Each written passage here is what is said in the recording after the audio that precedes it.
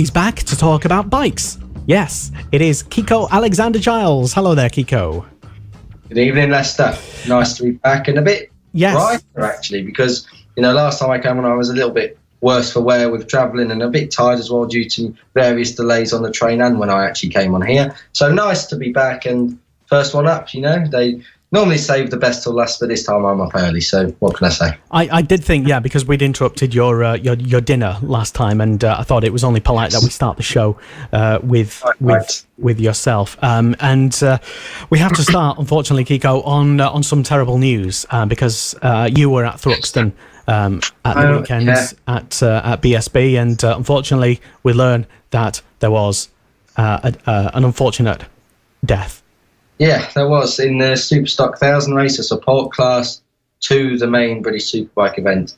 There was a terrible accident at the rear of the field involving both the true Heroes racing bikes that are fielded in that particular race. Mark Fincham and his teammate Jim Walker came together on the exit to the club chicane, and unfortunately at 5:30 on the Sunday evening, the bad news was broken that Mark Fincham, who's from Kings Lynn, had passed away and succumbed to his injuries. Obviously, thoughts go out to all of his family, and particularly as well to the team. They must be absolutely mortified. Both riders involved in what was a very unusual crash, it must be said, and it's going to be felt through the whole paddock. Without a doubt, every death is felt across motorsport on a whole. But the British Superbike family is like a family, and everybody knows the risks, and we say it all the time, everybody knows the risks, everyone knows what they're doing, but even when they know what they're doing and know what those risks are, you can never expect such tragic news. So sorry to start the show off on such a bad note, but this is the world that us motorsport fans live in, and it was another tragedy at the weekend, the second one of the season, of course, after Mick Whaley at the start of the year in the Ducati Champions Cup at Donington Park. Yeah, and we certainly here at Motorsport Media and at Motorsport Radio, of course, extend our very deepest and sincerest sympathies with the family and all the close friends and relatives involved. There's really not anything we can add to that. We're not going to, we're not going to speculate or talk too much about it. It's probably disrespectful if we do so, but if you do want to know more, BSB website, place to go for all the official news. The official statements out on Twitter and Facebook, and also on the website, of course. It's not a lot different to what we've said, really, because we can only go off what we're told on the statement, of course. So unfortunately it was a bad accident, and another one has gone, I'm afraid, and that's the bottom and top of it all. It's just a tragic accident, and also the circumstances that the team was set up for ex-servicemen injured or with some form of disability. For example, Mark Fincham had lost his leg many years ago, and it's just they're one of the good teams in the paddock. They really are unique in what they do, and they have such respect from everyone. Everyone has respect for each other, but that team really does its best, and he's got a massive presence in the paddock. He's got a huge lorry, big awning, and the bikes are on show. They've got great merchandise, and it's such a sad time. I walked past them on Saturday, and they're all laughing and joking away, and it's just in a day it can all change. It's very sad indeed. Yeah, certainly, but there was still racing happening at the weekend and in BSB, and the racing, as we know, does go on.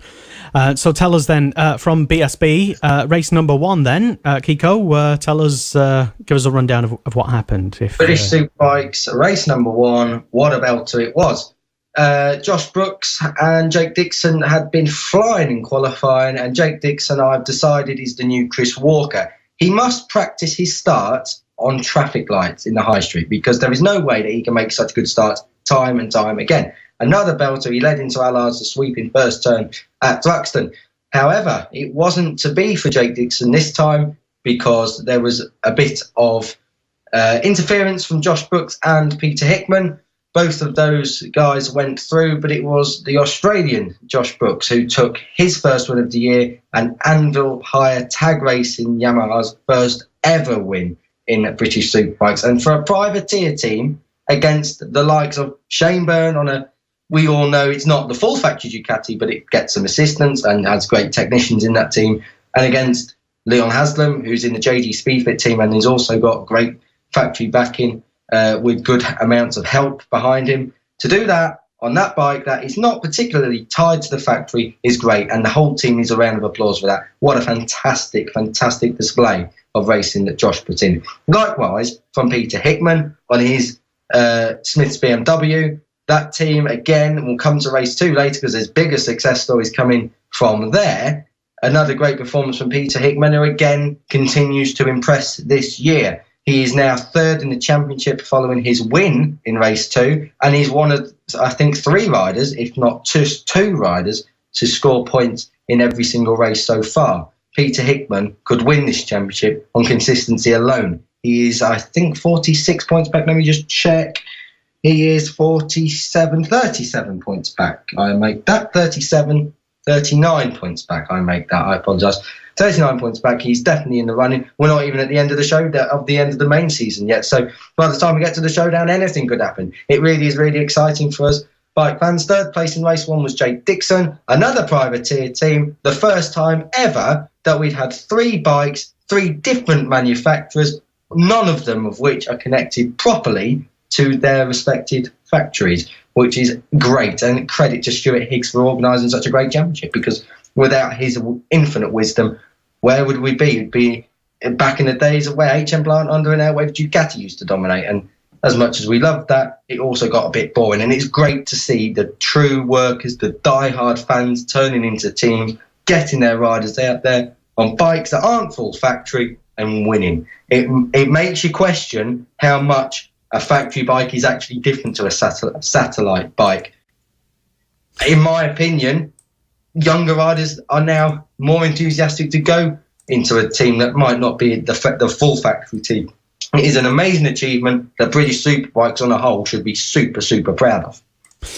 Yeah, that's a couple of good points, actually. And there was one of the big things. I mean, I didn't actually, unfortunately, see most of what happened at the weekend with my attendance at Brands Hatch for the British F3 and GT. I did see, however, a lot of talk on social media about another couple of spectacular accidents involving Luke Mossey. What happened? Yeah, Luke Mossey, a bit of a big crash on Saturday morning, free practice straight. Anyone who's been to Thruxton or even knows about Thruxton knows that straight is not straight. It's a long, ongoing right-hand curve. And unfortunately, Luke Mossey just got on the grass and the bike kind of pitched him into the barriers, and he's in hospital now with, I think it's a compressed vertebrae, which is not good news. Speaking to someone who already has one in the build-based Suzuki camp, he was in hospital for 6 months recovering. Now, of course, we're not saying Luke Mossey's going to be in hospital for 6 months recovering. What we're saying is, though, that don't expect him back too soon, and if he does come back too soon, don't expect him to be up the sharp end. The next 2 circuits coming up are Cadwell Park, which is a lunatic asylum as far as coming back is concerned. It's one of the most difficult circuits for fitness-wise. So that is going to be difficult if he comes back, but I can't see him coming back within 2 weeks. After that, it is Silverstone, which is the last round before the season ends, and it's got 3 races. There is a big question regarding fitness for Luke Mossey, and it's so unfortunate. He was 2nd in the championship before coming into this Thruxton meeting. He's now he's sitting so precariously. I think that's 4th in the championship. He's only 25 points ahead of Jake Dixon, who is 7th, and Jake Dixon's form at the moment is very, very good indeed since Knock Hill. So Luke Mossey is sitting very, very dangerously now, and it's such a shame that it's come at the wrong time of the year. We always say, if you're going to have an injury, get it done early, because they get the Isle of Man TT break, the Northwest 200 break, you have a good 5 or 6 weeks off, you recover. Unfortunately, as many riders have found out so far, Leon Haslam, not Jake Dixon, Leon Haslam, you've had Glenn Irwin, and you've also had Christian Idden. Now those 3 are starting to come back to full fitness. Christian Iden more than anyone. But Leon Haslam and Glenn Irwin are still struggling a little bit. And okay, they did the Suzuka 8 Hour. Maybe that's had an effect on things. But this is not the time of year you want to be going throwing things at the scenery. And I really do hope Luke Mossey comes back strong and also comes back full fitness, because as much good as the showdown will do for 1 year, don't come back, have another accident, and then put yourself out for God knows how long. And then, let's not get yourself a career-ending injury. That's the worst thing that can happen. So we all wish Luke Mossey the very, very best. We all wish P. Excellence the very, very best. We know what he's done with Luke Mossey over the last couple of years, taking him up to Superbikes, putting him in the showdown last year. Yeah. This was the big year for Luke Mossey to come and do a top 3 in the overall championship this year, and now it's all come to a crushing end. And I want to see Luke Mossey out on track as much as anyone, but let's get him back full fitness, and don't do what Glenn Irwin has done and come back a bit early and not performed to a massive amount of expectation. And he's kind of got himself in his rut now. He's running around at the back of the field, and that might be because he's injured. It might also be because he's just not got the confidence anymore. He's had a couple of bad rounds, and Shane Byrne said this to me back at Snetterton. You don't want to come back too early and, get your confidence down low, because you realise that maybe you're not up to full fitness, and question whether you can still ride a bike as good as you could before your injury. Come back, get yourself sorted, come back and start performing better again. And that's the end result, really. Luke Mossey, come back, and we wish you all the very best. Just make sure you're well and fit first. Yeah, certainly. And once again, we extend our very sincerest wishes to Luke, his family, and Pete Extons and the rest of the team, and close relatives as well.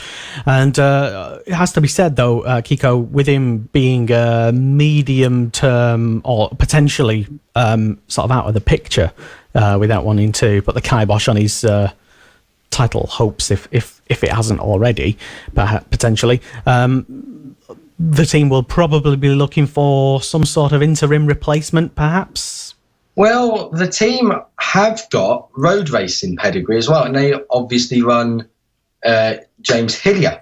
Now, it would make sense for James Hillier to join the team because he knows his way around circuits as well. So it wouldn't surprise me if Pete Excellence decides to put James Hillier in, because he's connected to the team as well. So, but as far as that's all concerned, that's all speculation at the moment.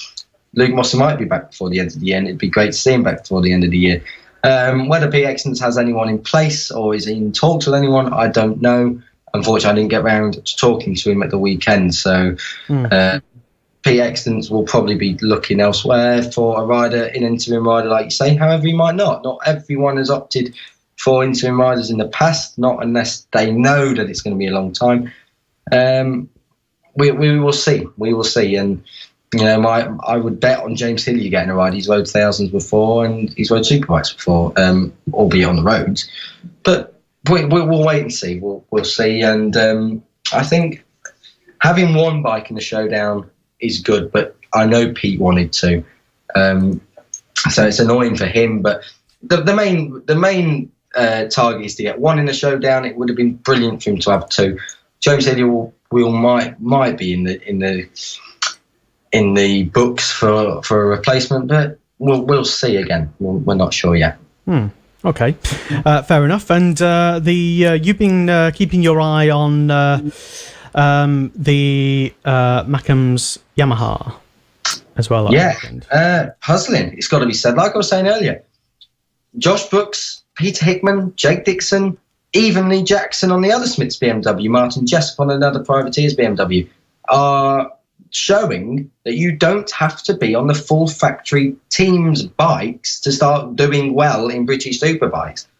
But the question for me, McCann's Yamaha have been embarrassed this weekend. They haven't been able to set a bike up all weekend. James Ellison is a very, very quick rider, as is Michael Laverty, and you don't lose that talent overnight. So I'm starting to question how well run that team is. They haven't had a win yet this year. And quite frankly, I'm not sure whether a win is going to come this year. James Ellison is, I'm looking now, 66 points back of Jason O'Halloran who's 6th in the championship. He is 66 points back of a showdown position. We're talking about someone who was 3rd in the championship last year. He has not lost his speed. He has been quick this year, but there has been machine failures. There has also been crashes on James's part. Michael Laverty is 14th in the championship on 53 points. You've got to question, that is supposed to be the factory-supported team. Can I just add? That is what the official Yamaha factory support as their team. They don't support the Anvil Hire Tag Racing team as much. They certainly don't support Aaron Zanotti's Platform Hire Plant team as much either. So where is it going wrong? It proves that being on a factory bike, again, is not the be-all or end-all. You can do well on something else. And, you know, McCams Yamaha have got to think about this. You know, they took a risk in saying goodbye to Taron McKenzie, who has gone to Moto2. But he would have been a saviour right now to at least have one bike running up the front of one championship. It would make sense, surely not. But, you know, who knows? James Ellison left it late last year to win a race. Would he win one later this year? I've had a tenner with Tony Morris, Josh Brooks' manager. He won't. So, you know, it's speculation, but McCams Yamaha, it's a disaster. It really is. It's a disaster for them. You know, they are being embarrassed. With on that note, there's not really much I can add to that, Kiko. To be honest, that they're the words of Kiko Alexander Giles. Anyone who disagrees with that, send your angry messages. To me, so tweet us away at MotoGP Kiko and tell me why I'm an idiot, a blithering idiot, and you know, you can complain, and I probably won't listen, but you know, we'll see. I think they'll argue back. Listen, I'm not saying that McCams Yamaha are a bad team. But you have to question, why are they doing so poorly? Kind of sounded like you said that. Why are they doing so poorly, though? They are supposed to be the factory team. Now, I could understand it if they weren't the factory team and they are running around getting the podium here, the odd podium there. But Josh Brooks isn't. Josh Brooks isn't the full factory rider. Okay, he was in 2015, but he went and won the title. That was expected of him. This year, he's on a bike that is not as connected to the factory as he is. Yes, there could be some that you might get a part here and a part there, and you might be able to get something here and something there. But that McCams Yamaha team is meant to be the one connected. If you look on the lorries, it says McCams Yamaha, Team Traction Control, officially supported by Yamaha. So where's it going wrong? James Allison and Michael Laverty aren't slow riders, you know, and I question this. It's the same situation with Sylvain Guintoli at Hawk Racing. Why is he not delivering? Bradley Ray's delivering. You tell me. I don't know. What's going on? Well, if you don't know, Kiko, I definitely don't know. Don't ask me. The team have said, Chandler Warren Gray has said, the team manager for Bradley Ray's side of things at Bill Bay Suzuki, that there is pressure on Sylvain Guintoli. There's rumours that he's going to go. There's rumours that he had gone at round 3 at Alton Park. So why is he still there? Again, Sylvain's a class rider. So what's going on in the team? What's going on in the team? Coming into Thruxton, Bradley Ray was top Suzuki. And I said to Bradley Ray, surely that was not expected at the start of the year. That was surely not expected for Bill Bay Suzuki with one rider, one rookie rider, to come into the championship and to be the top Suzuki. No, that is not what normally happens in racing. What you normally get is your factory teams dominating and your satellite teams sometimes beating them. But this is every round. This is every round, Lester. You had Josh Brooks was ahead of James Ellison when he crashed out of Brands Hatch. He crashed out of the lead in race 2 after winning race 1 at Thruxton. That's not on. That should not be happening. James Ellison should be at least be within sight of him. You know, but he's down the road. He's down the road. The only other Yamaha he was battling with was Sean Winfield, which is Josh Brooks' teammate, and he's down the field. With no disrespect to Sean, and I interviewed Sean at the weekend, top quality rider, knows what he's doing on a bike, but he's not on a factory-supported bike. Not like James Ellison should be, and is, and not like Michael Laverty should be, and is. They should be at least in the top 6, top 8. And James Ellison isn't in the top 6, top 8. He's 8th in the championship, but his results are not top 8 standard. Where did he come this weekend? You tell me. I mean, he had one good result. I think he finished 9th. Okay. Michael Laverty is 14th in the championship. He was nearly in the showdown last year.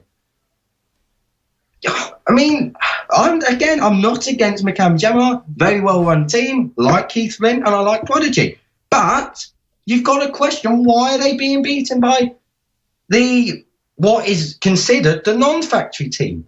Now, I can understand Peter Hickman doing well on the Smiths BMW, because BMW Motorrad are actually quite fair with their parts. They share their love around. It's like the EU, everyone's in it together and wants everyone to do well. But with Yamaha, they're choosing to back a team. They're choosing the full factory support. Well, not full factory, but they're choosing to give factory support and the bits to them, and they're not winning. They haven't won a race yet. They've had few podiums. Kawasaki are the same, but in all fairness, Leon Aslam's probably still tired because he's been motocrossing with Alex Lowe's and at Test at Cadwell Park, and Luke Mossey's obviously injured but was up there before. So you can understand that. Jake Dixon is allowed to be in the mix for it. But McCann's Yamaha have not been there all year. They've had machine failure after machine failure, and you've got to feel sorry for them. But this problem, at round 7 in the championship, Ellison should not be out of the showdown. James Ellison finished 3rd in the championship last year, and I'm running out of excuses, really, to see why he's not there. 9th in the championship he is now. Yeah, well, we'll give Kiko a little chill pill for a second. All right, take a breath, Kiko. Thank you for that.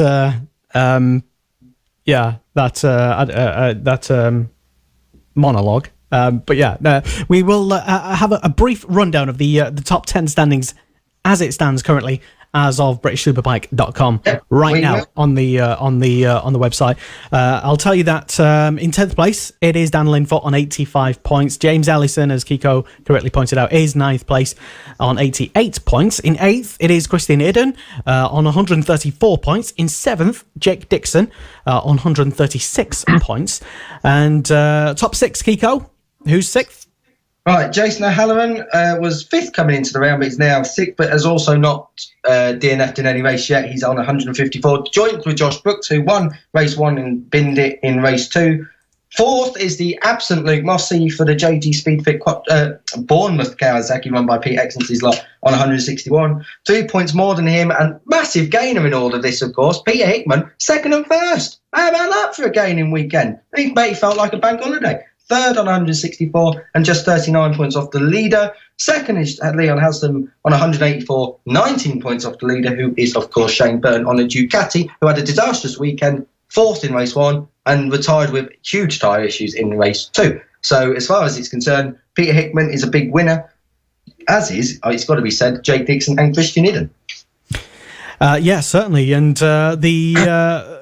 jumping ahead to perhaps what we can term as the rumour mill, perhaps. What have you heard about potential comings and goings, other than what we've talked about?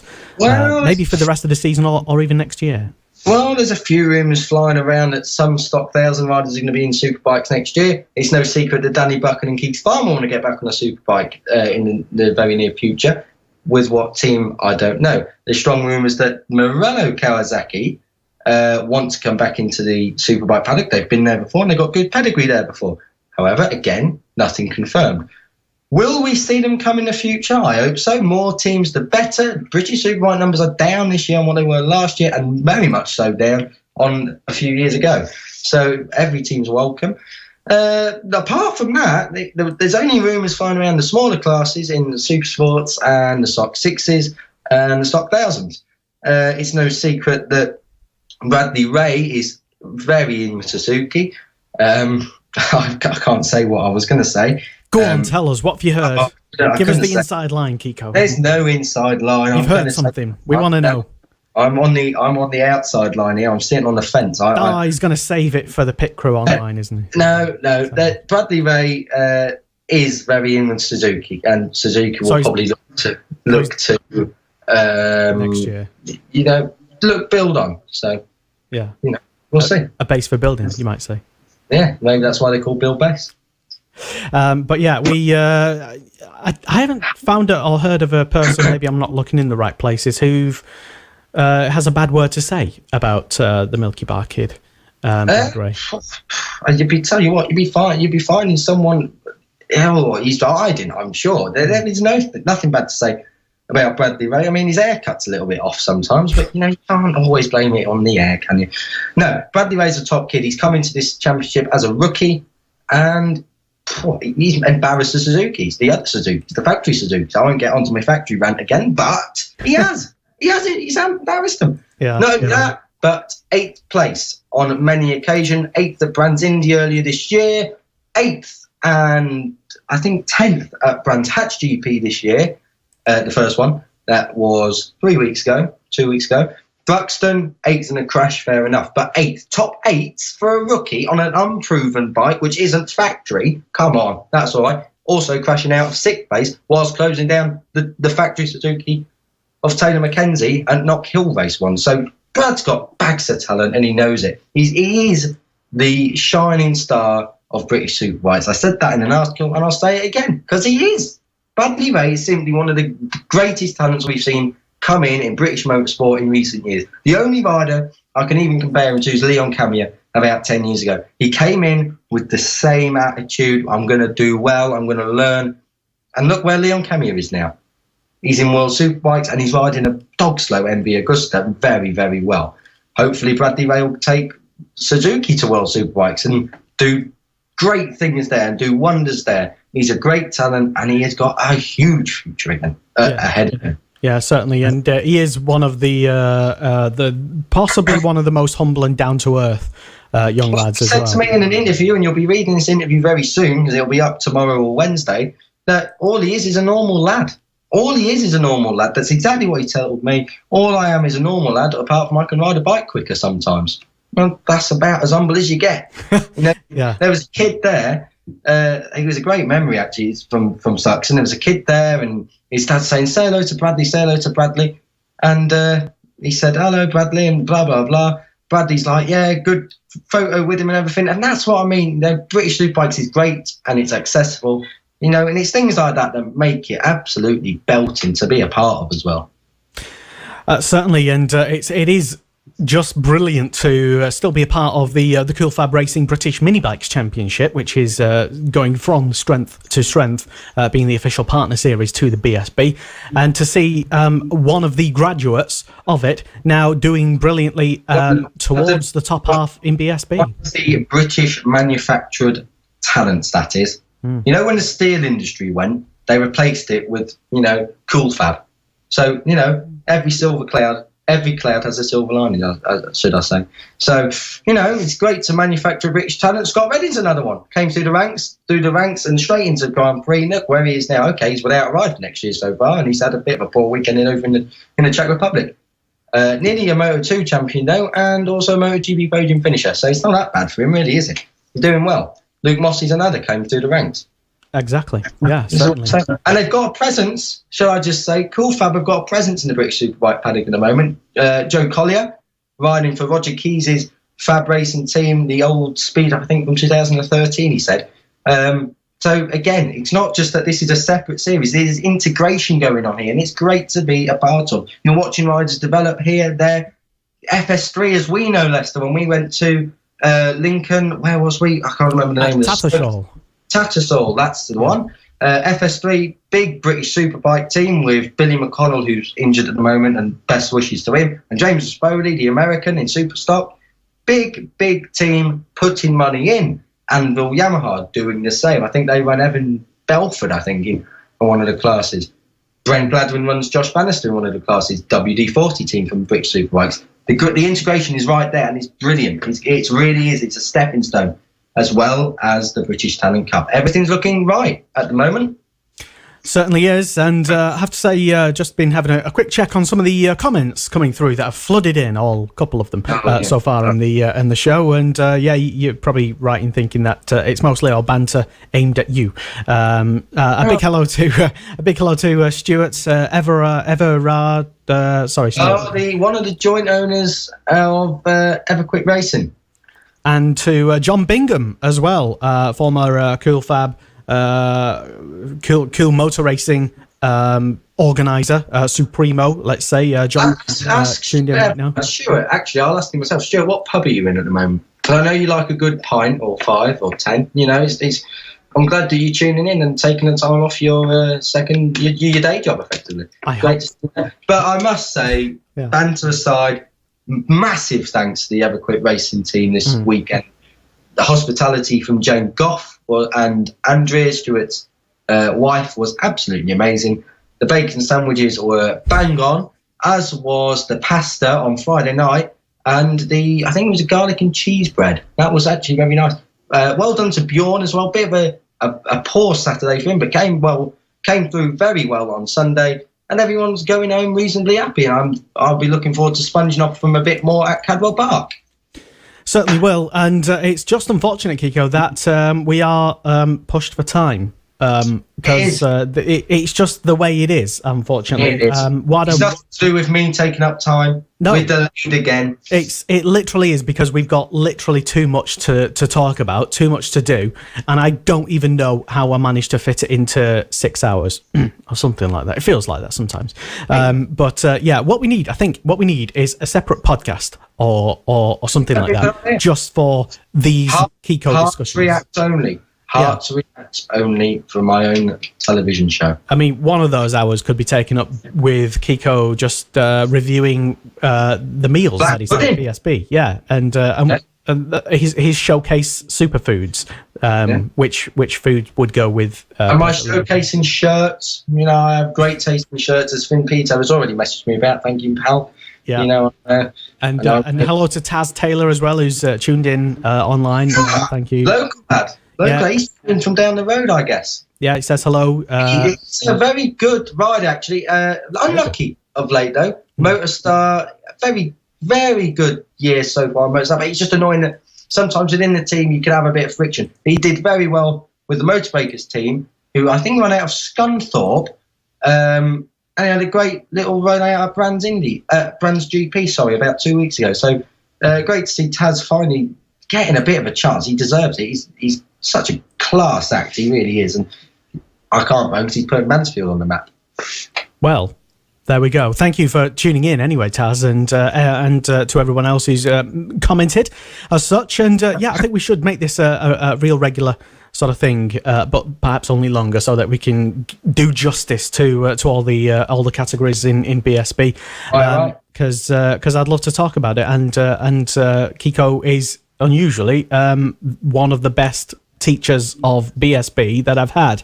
Sounds strange to say, but his passion is infectious. But anyway, all right, don't get too big-headed. Kiko Alexander Giles, just tell us then how we can keep up to date with your journalistings throughout the week. You can keep up with me on Twitter at MotoGP Kiko is the handle you need. You can keep up with me on Facebook, Kiko Alexander Giles, or you can check out, first and foremost, the Picker Online for all the latest British Superbike news, World Superbike stuff, and MotoGP. Of course, we are a small site, so not everything is straight away, and also sometimes we all have our other jobs, but we are all bike fans at the end of the day, and the stuff on there is absolutely brilliant. Loads of exclusive interviews. At the moment, there's Bjorn Esmond, the South African. There is Josh Brooks, there's Shane Byrne, there's Jason Halloran, there's loads of stuff. Check it out.